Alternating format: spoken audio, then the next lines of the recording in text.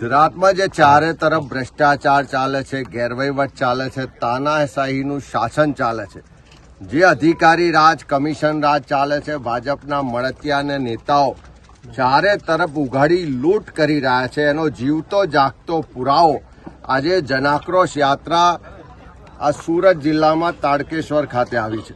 અને તમે જોઈ શકો છો કે 21 કરોડ રૂપિયામાં બનેલી ટાંકી એ ભાજપના ભ્રષ્ટાચારનો જીવતો જાગતો પુરાવો કે જે હજુ તો ટેસ્ટિંગમાં પાણી ભર્યું એમાં ટાંકી ધરાશાયી થઈ.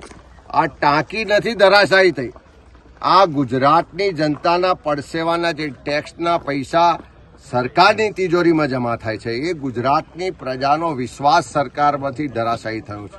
આ સરકારની શાખ ધરાશાયી થઈ છે. આ કમિશન રાજ જે ભ્રષ્ટાચારીઓનો ખેલ ચાલે છે આખા ગુજરાતમાં, એ ખુલ્લો પડ્યો છે. અને આ પ્રજાનો દ્રોહ નથી, આ ભ્રષ્ટાચારીઓ રાષ્ટ્રનો દ્રોહ કરી રહ્યા છે. અને ભાજપની આ ડબલ એન્જિન સરકારમાં ઉપરથી નીચે સુધીના બધા જ નેતાઓ આ કમિશનમાં ભાગીદાર છે. અને આ પહેલો બનાવ નથી.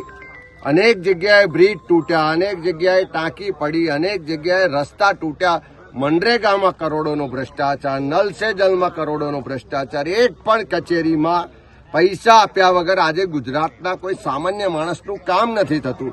એટલે જ્યાં સુધી કમિશન કમલમમાં ના પહોંચે ત્યાં સુધી કોઈ પણ સરકારી કામનો કોન્ટ્રાક્ટ નથી મળતો.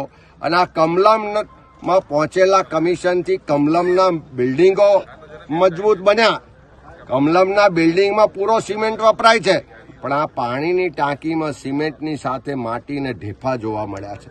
આ પાણીની ટાંકી પડી છે, સ્પષ્ટ બતાવે છે કે ભારતીય જનતા પાર્ટીનો ભ્રષ્ટાચારનો પાપનો ઘડો હવે ભરાઈ ગયો છે. આ ઘડો ધીમે ધીમે છલકાઈ રહ્યો છે. બધી જ જગ્યાએ ચારે બાજુ ભ્રષ્ટાચારના પુરાવા સાથે લોકો જનાક્રોશ યાત્રામાં રજૂઆત કરી રહ્યા છે.